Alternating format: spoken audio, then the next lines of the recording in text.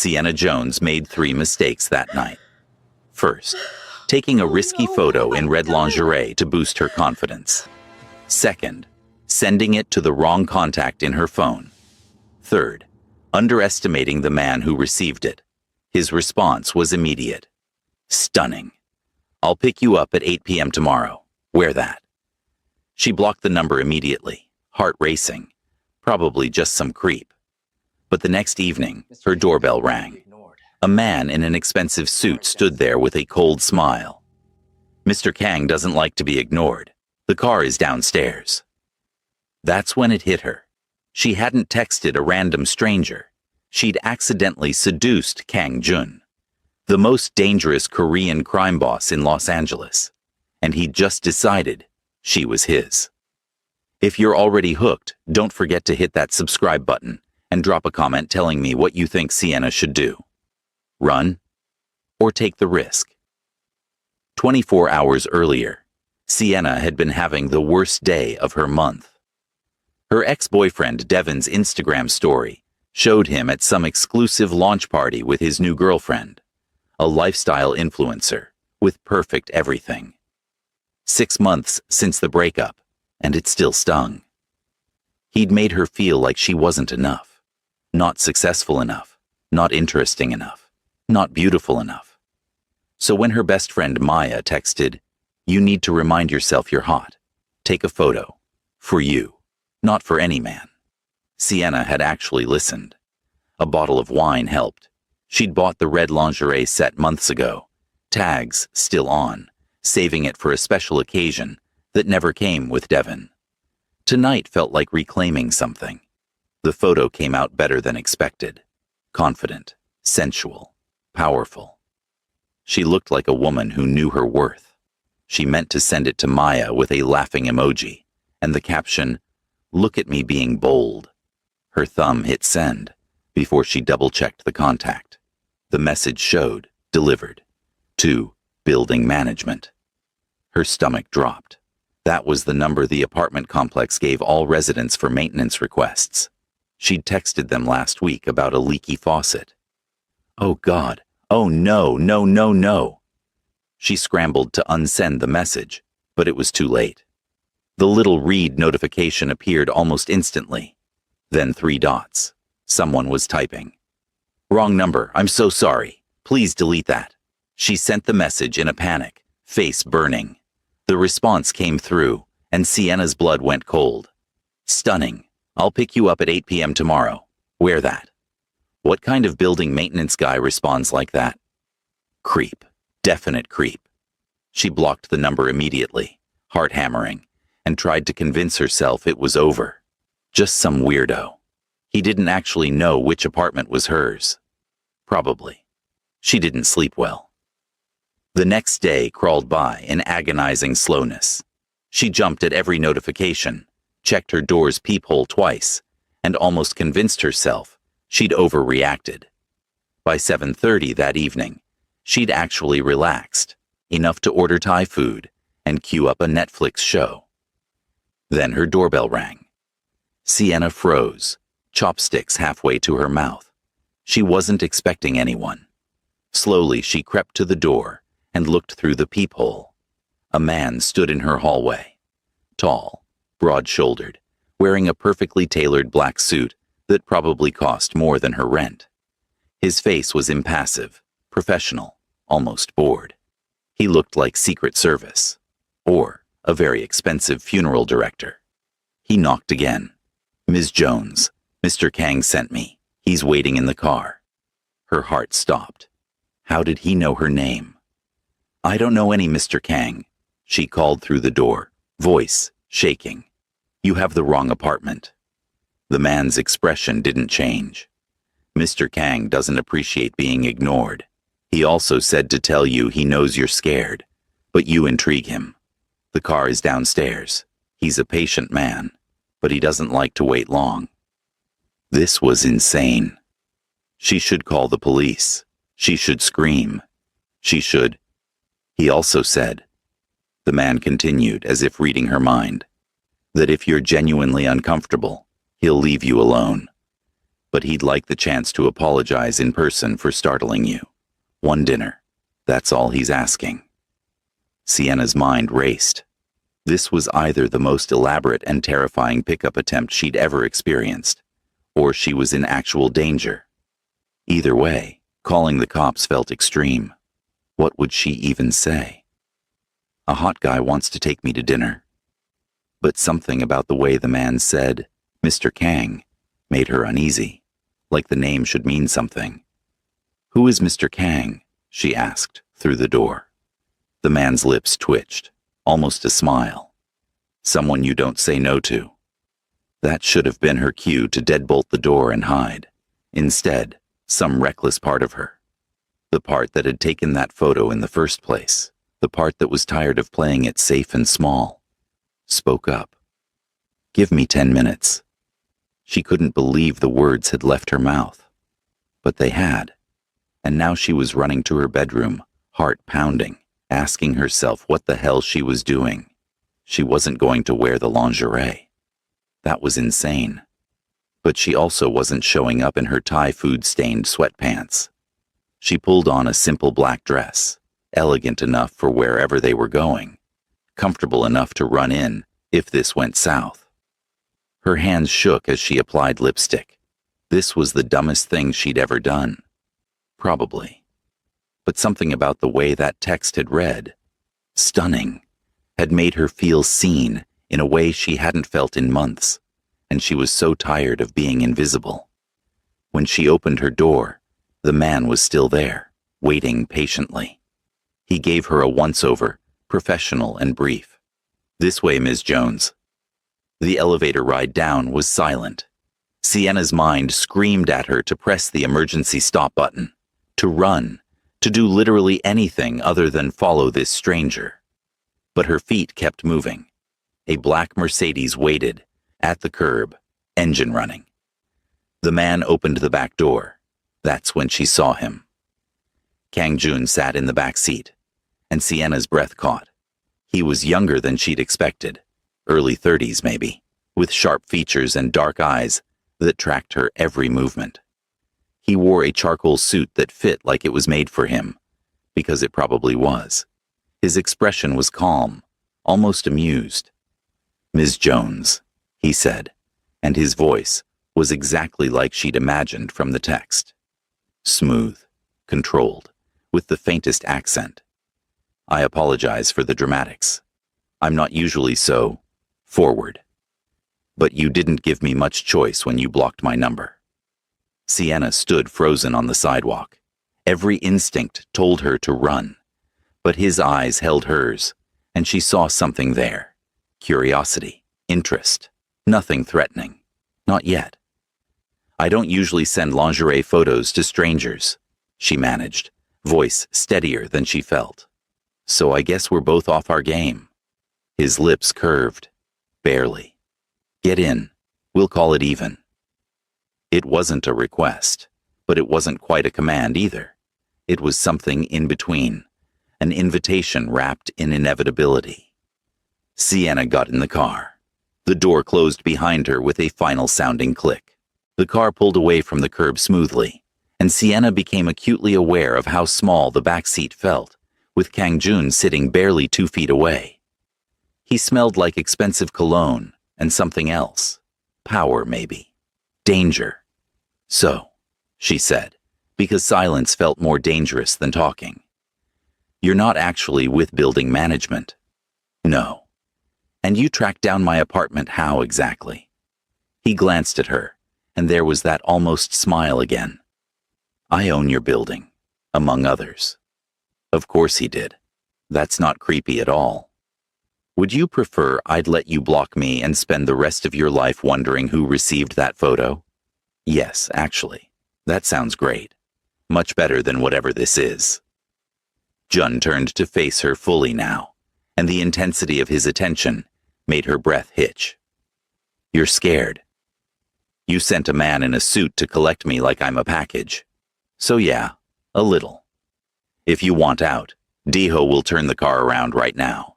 Say the word. His voice was completely serious. But I don't think you want that. Sienna's jaw tightened. You don't know anything about me. I know you took that photo because you wanted to feel powerful. I know you sent it by accident, but you didn't apologize for the photo itself, just for sending it to the wrong person. I know you're sitting here right now instead of calling the police, which means some part of you is curious. He paused. And I know your ex-boyfriend is an idiot who didn't deserve you. She blinked. How do you? You have a tell. When you're thinking about him, your jaw does this thing. He gestured vaguely at her face. You've done it 3 times since you got in the car. This man was observant and dangerous, and Sienna should absolutely demand to be taken home. Instead, she found herself asking, where are we going? Somewhere private, where we can talk without interruption. That's a serial killer answer. June's lips twitched into an actual smile this time, brief but genuine. If I wanted to hurt you, Ms. Jones, I wouldn't waste time on dinner. That's also a serial killer answer. You're funny when you're nervous. You're terrifying when you're calm. He laughed, a low, quiet sound that did strange things to her pulse. Fair. The car pulled up to a building in downtown LA, all glass and steel, and too expensive for Sienna to have ever noticed before. Deho opened the door, and Jun stepped out first, then offered his hand to help her. She ignored it, and got out on her own. His smile widened slightly. The elevator required a key card. They rode up in silence, Sienna counting floors, Jun watching her count. When the doors opened, they stepped directly into a penthouse apartment that looked like something from a magazine. Floor-to-ceiling windows overlooked the city, lights glittering like fallen stars. This is yours, she asked, despite herself. One of them. Right. Because of course it was. What exactly do you do, Mr. Kang? Jun. And I handle logistics. Logistics. Import-export property management investment opportunities. Sienna turned to face him. You're being deliberately vague. I'm being polite. He moved to a bar cart and poured 2 glasses of wine without asking if she wanted any. The truth tends to scare people away, and I'd like you to stay for dinner at least. He handed her a glass. Their fingers brushed, and Sienna felt the contact like electricity. Try honesty, she said. I might surprise you. Jun studied her for a long moment. Then he set his glass down. I run organizations that operate outside traditional legal frameworks. I own legitimate businesses that generate legitimate income.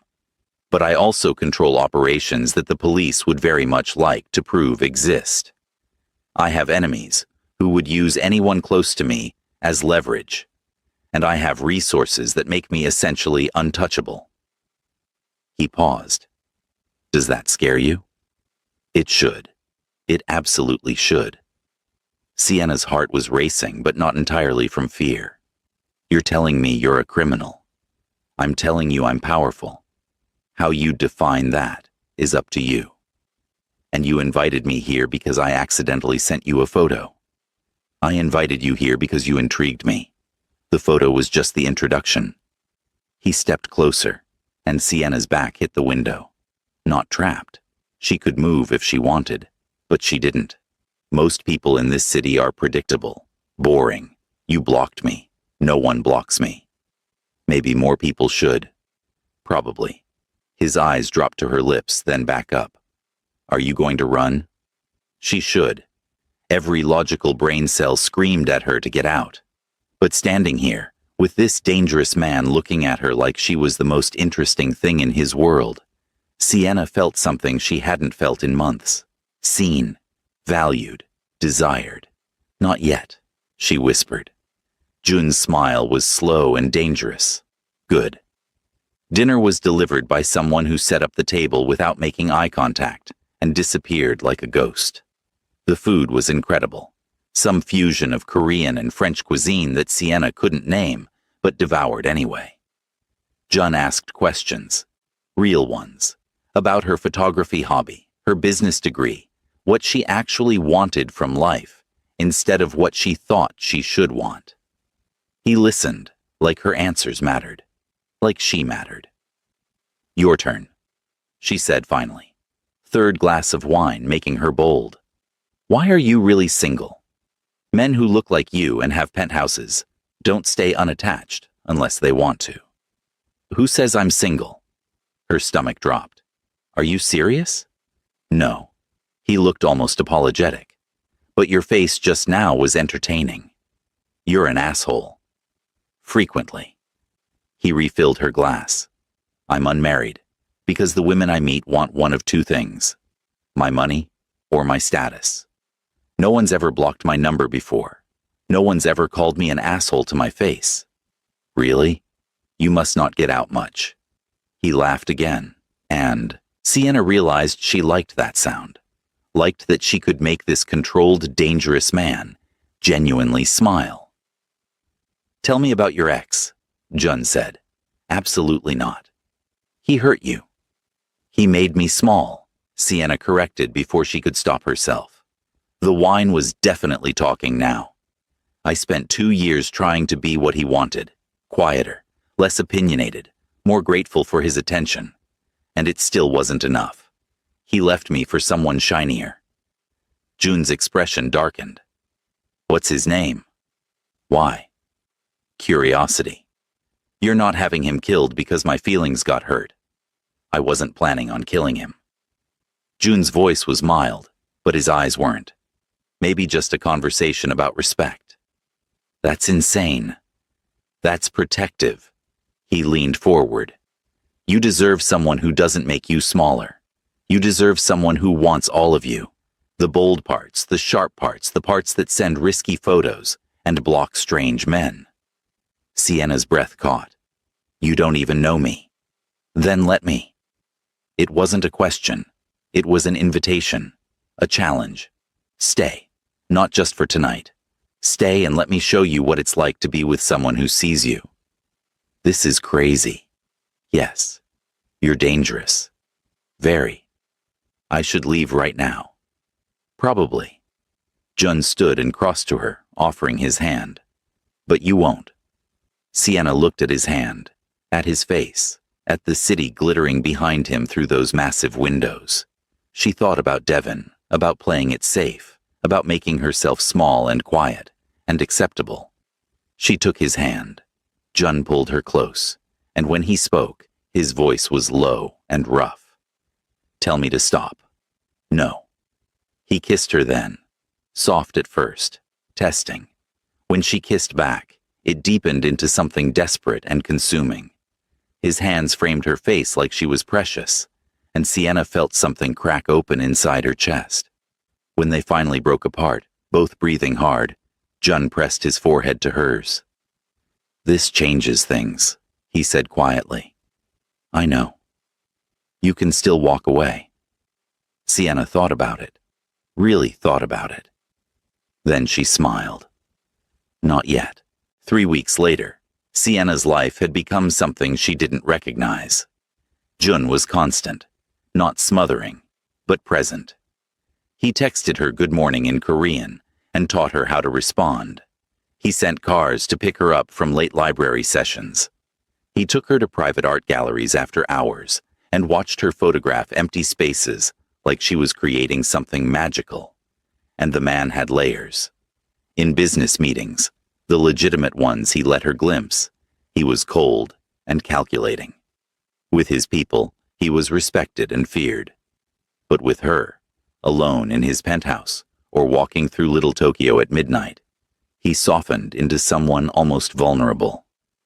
"You're staring," Jun said, without looking up from his laptop. They were in his home office, Sienna editing photos on the couch while he worked. "You have a tell too," she said. "When you're stressed, you do this thing with your jaw." He glanced at her, amused. "I don't get stressed." "Liar. What's wrong?" Jun closed the laptop and leaned back. For a moment she thought he wouldn't answer. Then, "Someone's pushing into territory that's mine. It's handled, but it's inconvenient." "Territory," Sienna repeated. You mean illegal territory. I mean mine. She'd learned not to push too hard on the details of his work. Some part of her didn't want to know. Not yet. Maybe not ever. Is it dangerous? No more than usual. That's not comforting. Jun stood and crossed to the couch, pulling her onto his lap in one smooth motion. She went willingly now, no longer startled by his casual displays of possession. I told you what my life is. If it's too much, it's not.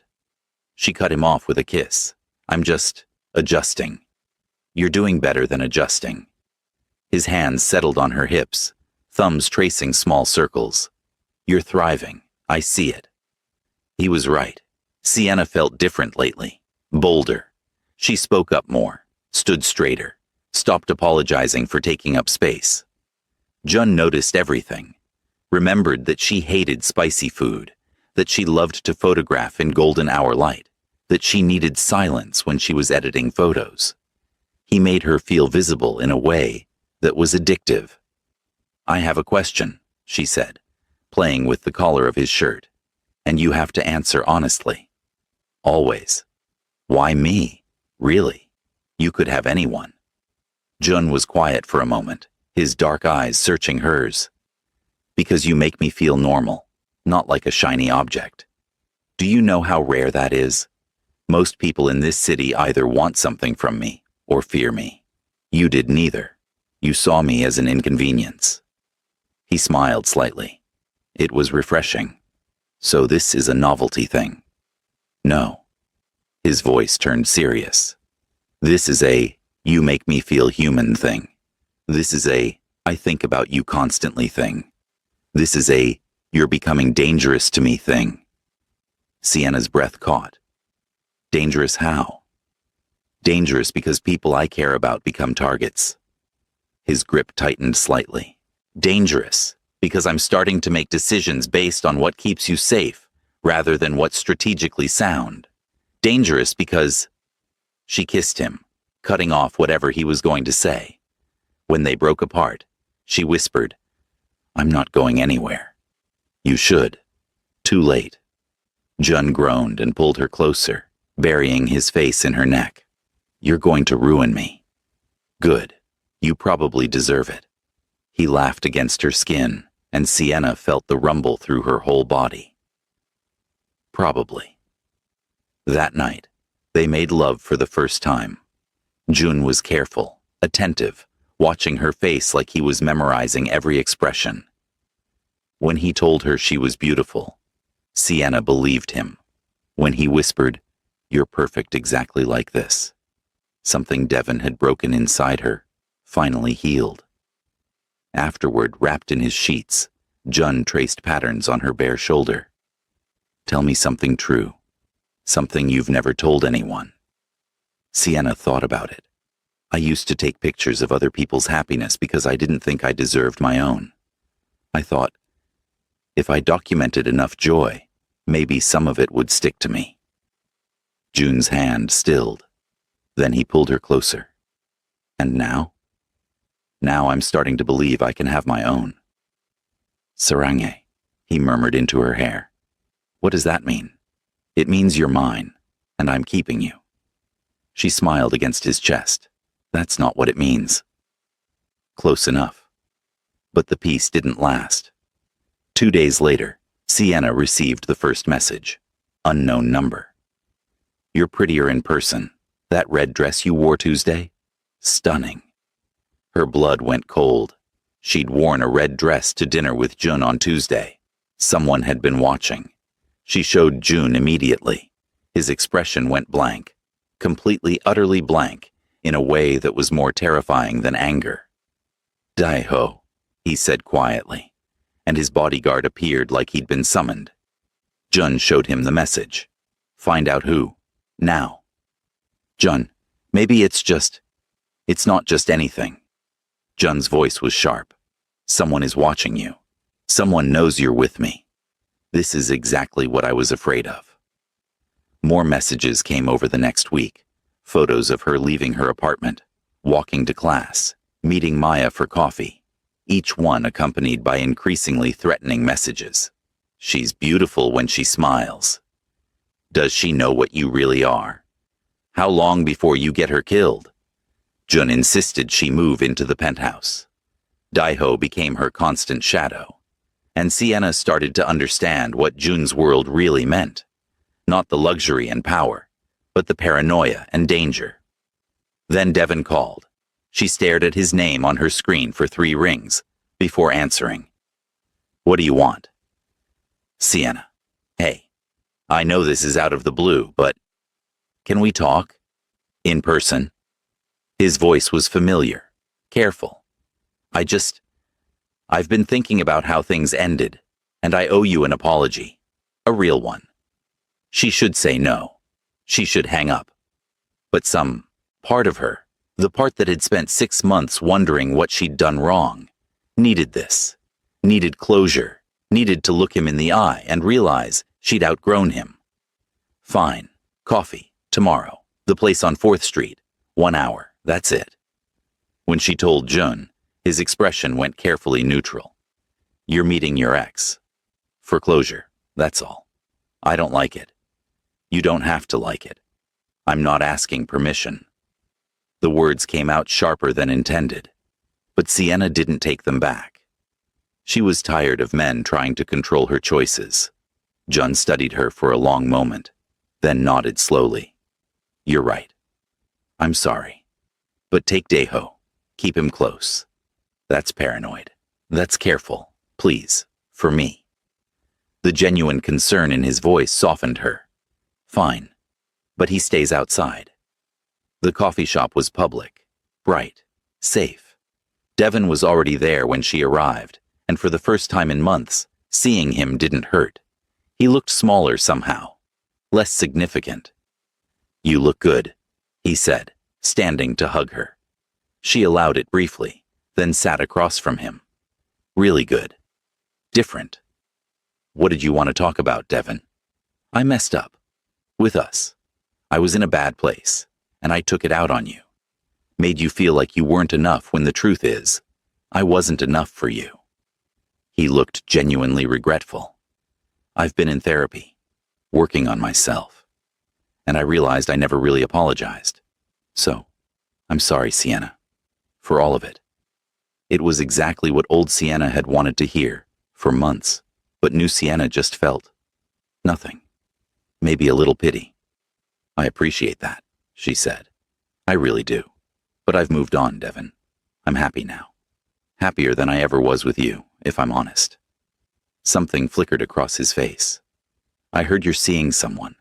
Is it serious? Very. That's good. I'm happy for you. He pulled out his phone. Actually, can I see your phone real quick? I think I left some photos on your cloud that I wanted to grab. Old memories.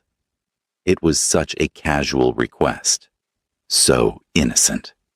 Sienna unlocked her phone and handed it over, watching as he scrolled through her photo library. Here we go, he said, tapping a few things. Just airdropping these to myself. Takes a second. He smiled at her. Remember that trip to Santa Barbara? That was a good weekend. It was. He handed her phone back a minute later. They talked for another 20 minutes. Surface level, polite, meaningless. When Sienna finally left, she felt lighter. That chapter was closed. She could finally stop wondering about what-ifs. Daiho was waiting by the car. Everything okay? Yeah, it was fine. Good, actually. I got closure.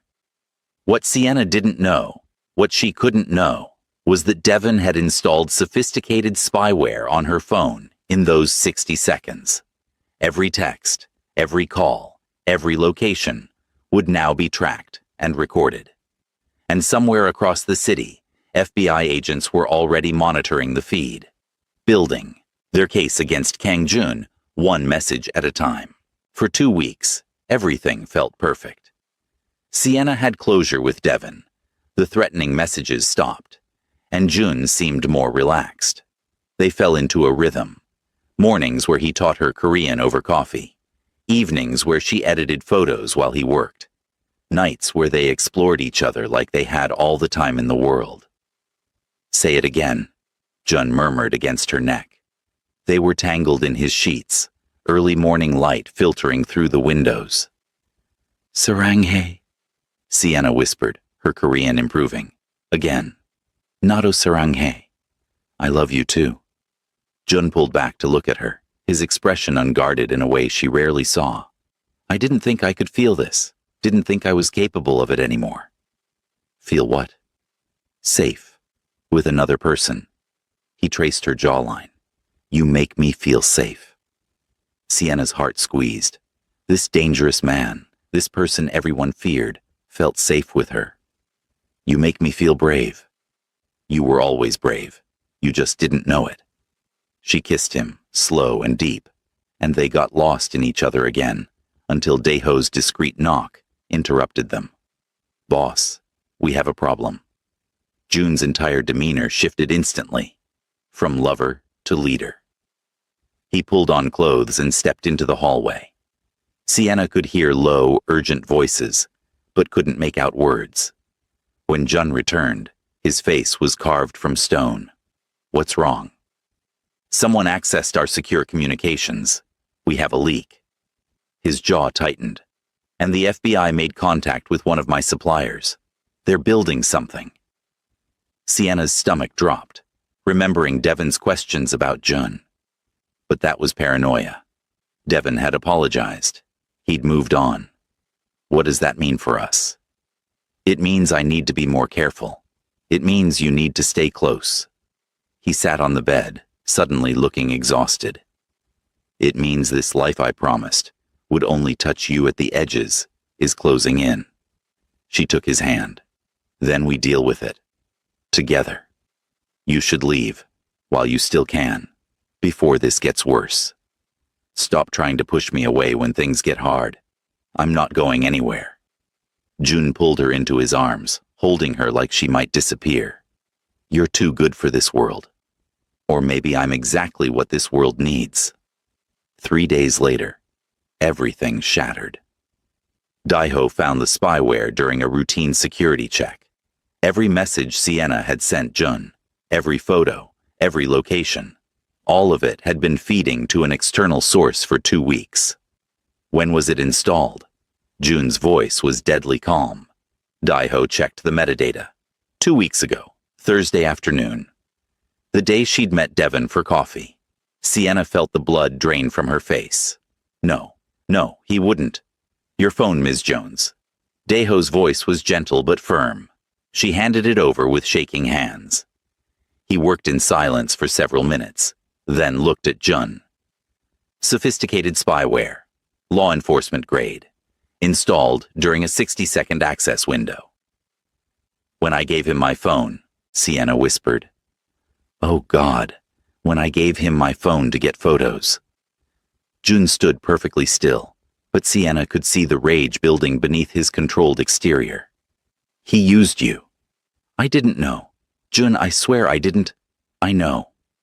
He crossed to her, cupped her face. I know you didn't, but he did. He played you perfectly. The apology, the closure, all of it was to get access. Sienna felt sick, stupid, used. I'm so sorry. Don't apologize for trusting someone. Apologize for nothing. But his eyes were cold when he turned to Daeho. Find him. Jun, what are you going to do? What needs to be done? You promised no one gets hurt. Jun's jaw worked. He put you in danger. He violated you. He's feeding information to people who want to destroy everything I've built. And killing him makes you exactly what they think you are. Sienna's voice rose. Please, handle this legally. Prove you're better than what they think. I'm not better, Sienna. I've never pretended to be. Then be better for me. The words hung between them. Jun closed his eyes, and when he opened them, some of the rage had banked. I won't kill him, but he will face consequences. What kind of consequences? The legal kind. I have lawyers who are very good at making problems disappear through proper channels. It should have been reassuring, but Sienna knew Jun's lawyers probably skirted more lines than they followed. Still, It was better than the alternative. That night, she couldn't sleep. She lay in June's arms, but her mind raced. Devon had played her perfectly, used her feelings, her need for closure, to betray someone she cared about.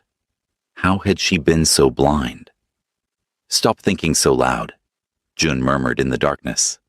"I should have seen it, should have known. He's a good liar. That's not your fault.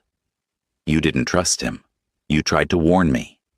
And you stood your ground. That's not weakness. That's strength. I don't want someone who blindly follows my every word." He pulled her closer. "I want you, exactly as you are, even when you're wrong." "That's not romantic. It's honest." She turned to face him. "What happens now? With the FBI? They have recordings, but without you testifying, most of it's inadmissible. Conversations between us, discussions about legitimate business. Nothing concrete they can build a case on. And if they pressure me to testify?" June was quiet for a moment. "Would you?" "No. Never." "Then they have nothing." But 2 days later, 2 FBI agents showed up at her university campus. They cornered her after class, badges out, expressions professionally concerned. "Ms. Jones, Special Agent Morrison, Special Agent Kim, we need to talk about Kang Jun." Sienna's heart raced, but she kept her voice steady. "I don't have anything to say to you. We know about the spyware on your phone. We know you've been in a relationship with a known criminal. We're offering you a way out." Agent Morrison stepped closer. "Immunity, full protection, new identity if necessary. You just have to cooperate." "Cooperate how?" "Testify to what you've seen, what you know about his operations." "I don't know anything about his operations." Agent Kim smiled thinly. "We both know that's not true. You've been living with him for weeks. You've seen things, heard things. Help us build our case, and you walk away clean. And if I refuse, then you're complicit. When we bring him down, and we will, you go down with him. Conspiracy charges, racketeering. You're a smart woman, Ms. Jones. Don't throw your life away for a man who sees you as temporary." Rage flared hot and bright in Sienna's chest. "You don't know anything about him, about us. We know he's dangerous. We know people around him tend to get hurt. We know his enemies are already watching you." Agent Morrison pulled out a photo, Sienna leaving June's building. "How long do you think you'll stay safe? Am I being arrested?" "Not yet." "Then I'm leaving. And if you contact me again, I'm calling my lawyer." She walked away on shaking legs, willing herself not to run. Behind her, she heard Agent Kim say, "She'll come around. They always do." In the car, Daeho looked at her in the rearview mirror. "They approached you?" "Yes. Boss needs to know." "I know." Jun was waiting when she got back, and one look at her face told him everything. She explained the conversation, watching his expression grow darker with every word. "They threatened you. They offered me a deal. I refused. And they'll come back. Harder next time." Jun paced, and Sienna could see him calculating, planning. "This is escalating faster than I expected. What do we do?" He stopped, turned to face her. "I get out, completely. Legitimize everything. Walk away from the organizations. Relocate if necessary. It's the only way to keep you safe." "You'd do that? Leave everything you've built?" "In a heartbeat, for you." He crossed to her, took her hands. "But it's not fast. It takes time to exit cleanly. Months, maybe. And in that time, you're in danger. They'll keep pressuring you. My enemies will keep watching. It's going to get worse before it gets better." Sienna thought about the easy path. Testify, get immunity, walk away. Go back to her small, safe life where the biggest risk was a badly exposed photograph. Then she looked at Jun. Really looked at him. This man who made her feel powerful, who saw all of her and wanted more, who was willing to leave everything behind to keep her safe. Then we deal with worse, she said firmly. Together. Jun pulled her into his arms, and Sienna felt him shaking slightly. I don't deserve you. Probably not, but you're stuck with me anyway. He laughed, the sound rough with emotion. I love you. I love you too. But that night, alone in the bathroom, Sienna let herself cry. Not from fear, from anger, at Devon for using her, at the FBI for threatening her, at a world that made loving someone like Jun so dangerous. When she came out, Jun was standing in the doorway. He didn't say anything, just pulled her close and held her while she shook. We're going to be okay, he whispered. Sienna wanted to believe him. The next few weeks were a nightmare, dressed in luxury. Jun worked around the clock with his lawyers, restructuring businesses, legitimizing assets, negotiating his exit from the organizations that had made him powerful. Sienna watched him transform from a man who controlled everything into someone fighting for a future he'd never imagined wanting. But his rivals smelled blood in the water. The kidnapping happened on a Tuesday. Sienna was leaving a photography studio where she'd been interviewing for a job. Something normal, something hers. Daiho was 10 feet behind her, sweeping the area. She never saw the van until it was too late. A hand over her mouth, arms dragging her backward, Daiho shouting, then darkness. She woke in a warehouse, zip-tied to a chair. 3 men stood around her, Russian accents, cold eyes. One of them smiled when he saw she was awake. Ms. Jones, finally. We were beginning to think you'd sleep through all the fun. What do you want? Her voice shook despite her best efforts. Want? We want Kang Jun to remember his place. He thinks he can just walk away? Retire like some legitimate businessman? The man laughed. He needs to be reminded that men like us don't get happy endings. And you're the reminder. They didn't hurt her. Not physically, but the psychological torture of waiting, of knowing Jun would come and wondering what would happen when he did, was its own kind of violence. Hours crawled by. She tried to stay calm, to think, to plan. But mostly she was just terrified. When the warehouse doors finally exploded inward, Sienna had never been so relieved and so afraid at the same time.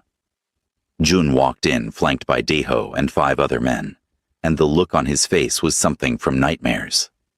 No emotion, just cold, calculated violence waiting to be unleashed. Let her go. His voice was quiet, which somehow made it more terrifying. Or what? You'll kill us? You're going soft, Kang. Everyone knows it. The great Kang Jun, brought down by a pretty face. Jun's expression didn't change. Last chance. Let her go, and you walk out of here breathing. The Russian laughed and pulled a gun, pressing it to Sienna's temple. I don't think... He didn't finish the sentence. Jun moved faster than Sienna could track. A blur of violence that ended with the Russian on the ground, guns skittering away, Jun's knee on his throat. The other men raised weapons but froze when Daiho's team matched them gun for gun. I said let her go. Jun's voice was still quiet, still deadly. Not negotiate, not posture. Let her go. Someone cut Sienna's zip ties. She stumbled forward, and Daiho caught her, moving her toward the exit.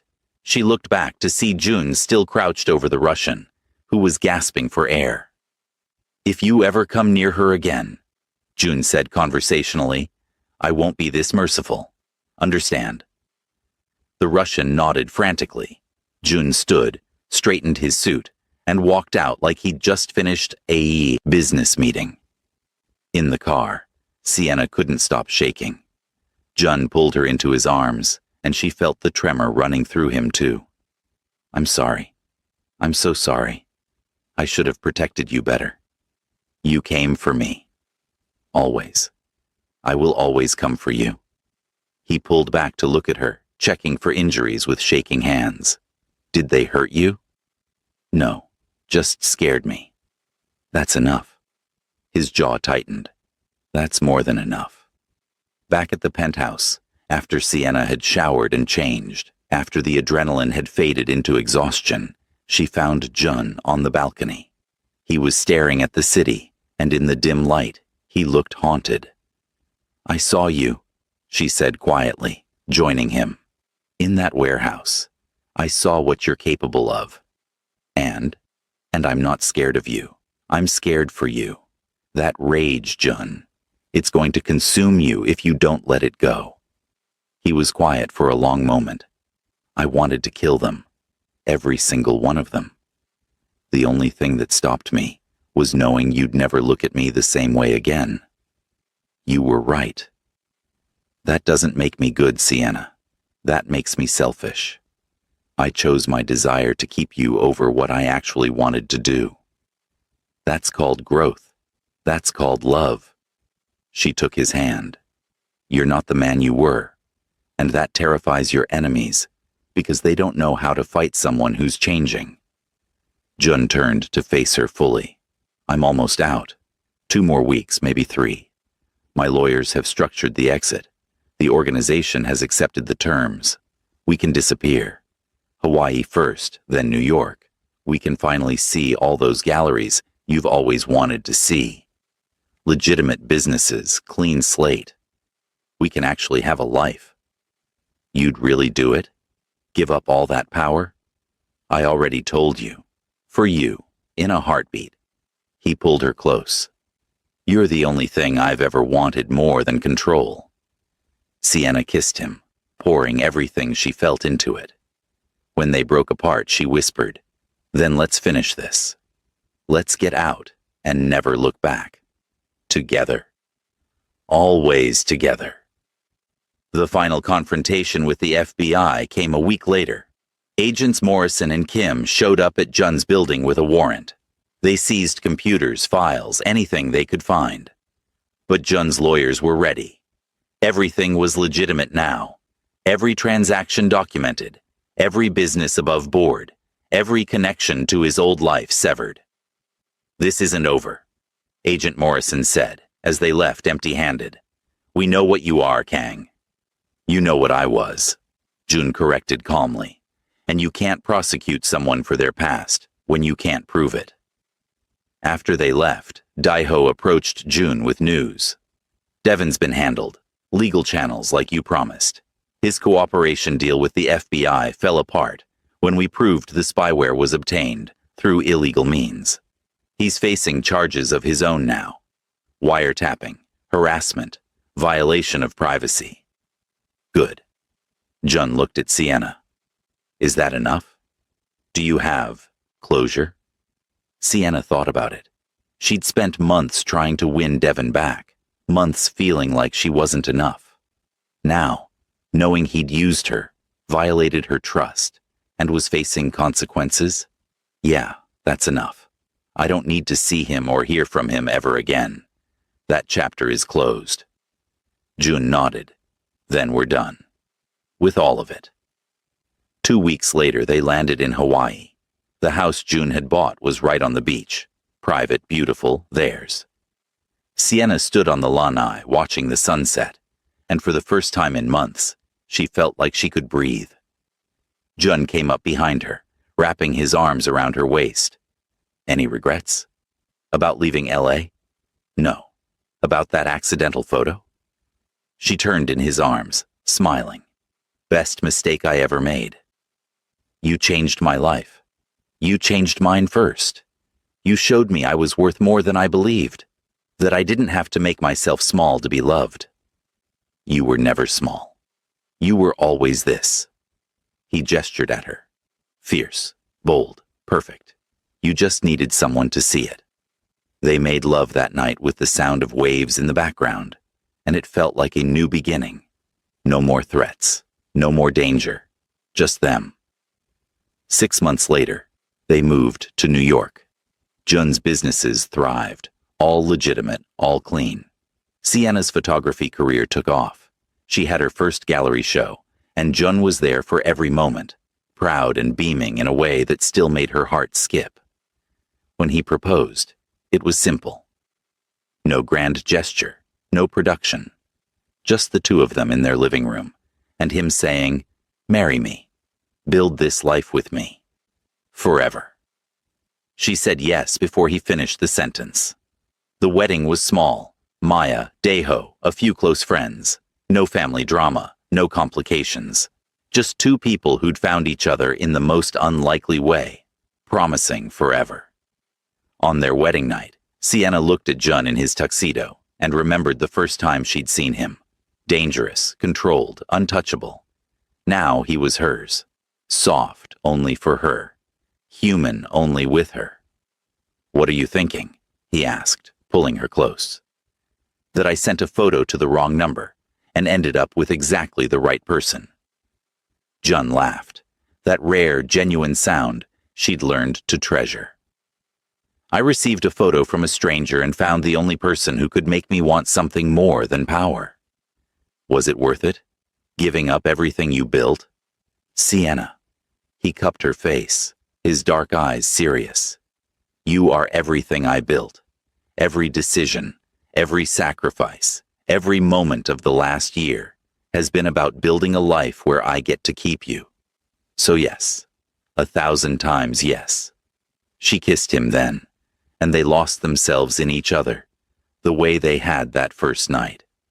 But this time, there was no danger waiting, no threats lurking, just a future stretching out before them, full of possibility. Years later, when people asked Sienna how she met her husband, she'd smile mysteriously and say, "Wrong number, right person. Sometimes the biggest mistakes lead to the best outcomes." And Jun, standing beside her, would take her hand and add, "Sometimes the most dangerous choice is the one that saves you." They'd built something beautiful from chaos, found love in the most unlikely place, proved that even people from different worlds could create their own world together. Sienna never regretted that photo, never regretted blocking that number or getting in that car, or choosing to stay when every logical part of her screamed to run.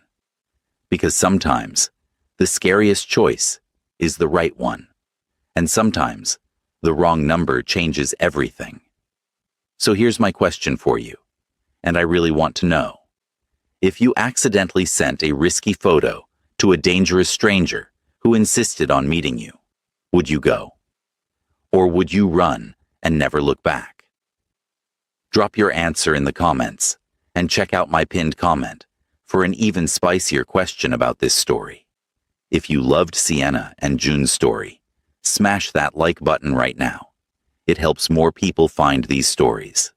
Subscribe and hit the notification bell so you never miss the next dramatic tale of unexpected love and dangerous choices. And please, share this with someone who believes in taking risks for the right person, or anyone who's ever made a mistake that turned out to be destiny.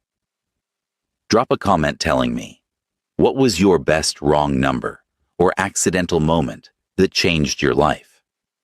I read every single one, and your stories might inspire the next video. Until next time, remember that sometimes the best things in life come from the mistakes we're brave enough to make.